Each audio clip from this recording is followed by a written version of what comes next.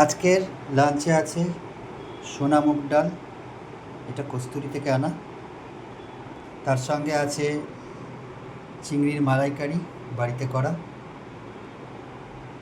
নারকেল বাটা দিয়ে। তার সঙ্গে আছে শিঙি মাছের ঝোল কাঁচকলা দিয়ে, এটা মায়ের জন্য। আর এটা হচ্ছে আজকে স্পেশাল ডিশ, এটা হচ্ছে মাটন নামকিন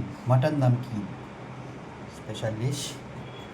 আচ্ছা, একটু কস্তুরি থেকে আনা বেগুনি আছে ভেজদের জন্য। এবার ভেজদের জন্য কি, যেটা কিনা আমি বেগুনি,